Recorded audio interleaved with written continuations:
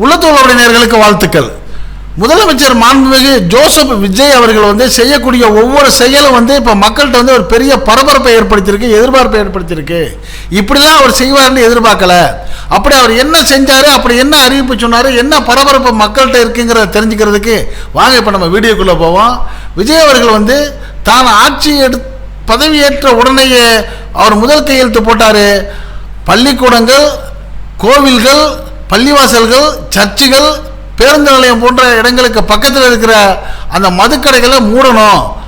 அது வந்து பெண்களுக்கு இடையூறாக இருக்குன்னு அவர் போட்டு 700 சொச்சம் கடைகளை வந்து மூடினதை மக்கள், பெண்கள் குறிப்பாக அமோகமாக வரவேற்றுட்டு மேலும் இருக்கிற கடைகளையும் படிப்படியாக மூடணும்னு அவருக்கு ஒரு வேண்டுகோளை வச்சாங்க. இன்னொரு முக்கியமான விஷயம், அவருடைய வீடு வந்து சென்னையில் வந்து நீலாங்கரையில் இருக்குது. அவருடைய வீட்டுக்கும் அந்த தலைமைச் செயலகத்துக்கும் உள்ள தூரம் வந்து 17 கிலோமீட்டரு.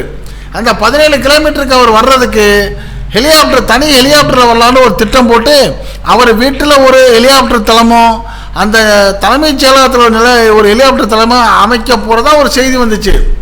உடனே என்ன நினைச்சாரோ தெரியல, அதை அவர் நடைமுறைப்படுத்தலை. காரணம் வந்து தனி ஹெலிகாப்டரில் தினம் வர்றாருன்னா மக்கள் வந்து ஒரு பெரிய பந்தா பண்ணுறாரு அப்படிங்கிற மாதிரி தன்னை வந்து நினச்சிடக்கூடாதுங்கிறது நினச்சாரோ என்னமோ தெரியல. இல்லை, நானும் தரை வழியில் காரில் தான் போகிறேங்கிற முடிவு எடுத்தார். உடனே அந்த காவல்துறைக்கு ஒரு பெரிய சிரமம், கஷ்டம் என்ன வந்துச்சுன்னா 17 கிலோமீட்டர் இவர் வரக்கூடிய பாதையில் வந்து நகரப்பகுதியாக இருக்குது. வழியில் திருவான்மையூர், அடையாறு போன்ற பகுதியிலலாம் நகர பகுதி நிறைய போக்குவரத்து நெரிசல் ஏற்படும். இப்போ அது பொதுமக்களுக்கு பெரிய கஷ்டத்தையும் இடையூறையும் ஏற்படுத்தும். இதையெல்லாம் விட அந்த முதலமைச்சர் அந்த வழியில் அனுப்பிச்சு அந்த கான்வாய் வாகனங்கள் எல்லாம் அனுப்பிச்சு அவர் போயிட்டு வர்ற வரைக்கும் இந்த காவல்துறைக்கு பெரிய கஷ்டமாக இருக்கும். அவங்க என்ன பண்ணுறது விழிபதுங்கிட்டு இருக்கிறப்ப தான் பொதுமக்கள் தரப்புலேருந்து இதுக்கு எதிர்ப்பு வர ஆரம்பிச்சிச்சு. காரணம் என்னென்னா, ஏற்கனவே இந்த முதலமைச்சர்கள் டாக்டர் கலைஞர் கருணாநிதி அவர்கள், ஜெயலலிதா அவர்கள், எடப்பாடி பழனிசாமி அவர்கள், மு க ஸ்டாலின் அவர்கள் போன்ற முன்னாள் முதலமைச்சர்கள்லாம் வந்து அந்த தலைமைச் செயலகத்திலேருந்து 10 கிலோமீட்டர் தூரத்துக்கு உள்ளே இருந்தாங்க. அதனால் ஒரு 5 நிமிஷம் 10 நிமிஷத்தில் வேகமாக வந்துட்டு போயிடுவாங்க. இப்போ இது 17 கிலோமீட்டர் தூரங்கிறப்ப நேரமும் அதிகமாகும், தூரமும் அதிகமாக இருக்குது. அதையெல்லாம் விட முக்கியமாக போக்குவரத்து நெரிசல் மிகுந்த திருவான்மையூர், அடையாறு பகுதியாக இருக்குங்கிறதுனால விழித்து கொண்டிருந்த காவல்துறைக்கு ஒரு மன அமைதி தர்ற மாதிரி, மக்களுக்கு ஒரு மன அமைதி தர்ற மாதிரி விஜய் வந்து ஒரு புது திட்டம் போட்டார். அது என்ன திட்டம்னா, நான் வந்து தரை வழியாக தான் போகணும், காரில் தான் போகணும், ஆனால் அதே சமயம் மக்களுக்கு பாதிப்பு வரக்கூடாது, காவல்துறைக்கு சிரமம் வரக்கூடாது, அதனால ஒரு தனி ட்ராக் போடுங்கன்றார். என் வழி தனி வழிங்கிற மாதிரி ஒரு வழியை போட்டுருங்க. அப்போ அந்த வழியில் நான் பாட்டுக்கு போயிட்டே இருப்பேன்.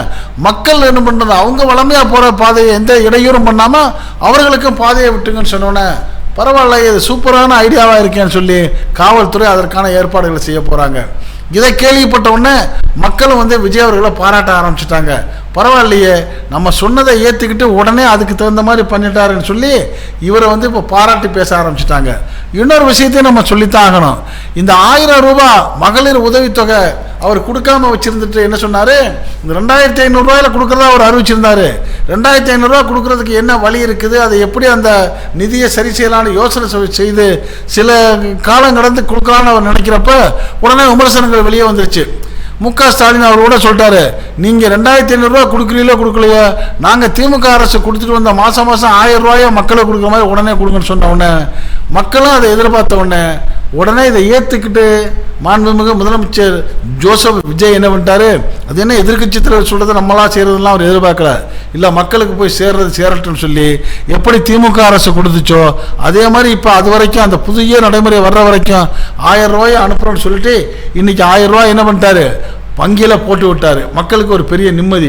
அப்படி இருந்த சில தாய்மார்கள் வந்து என்னங்க 2500 ரூபா எதிர்பார்த்தேன்னு சொல்கிறாங்க, கூடிய விரைவில் தர்றமா அப்படிங்கிற ஒரு தகவலை சொல்லியிருக்காரு. இன்னொரு முக்கியமான விஷயம் என்னென்னா, தமிழ்நாட்டில் பல இடங்களில் இந்த ரவுடிகளுடைய அட்டூழியம் நிறையா இருந்துச்சு. மது பிரியர்கள், கஞ்சா பிரியர்கள்லாம் என்ன பண்ணாங்க, ஆட்டம் போட்டு பெண்களுக்கும் பொதுமக்களுக்கும் தொந்தரவு கொடுத்தாங்க, இடைஞ்சல் கொடுத்தாங்க, சண்டை வம்பலாம் வந்துச்சுங்கிறப்ப அதற்கு வாய்மொழி உத்தரவு போட்டாரா இல்லை அதிகாரப்பூர்வமான உத்தரவு போட்டாரான்னு தெரியல.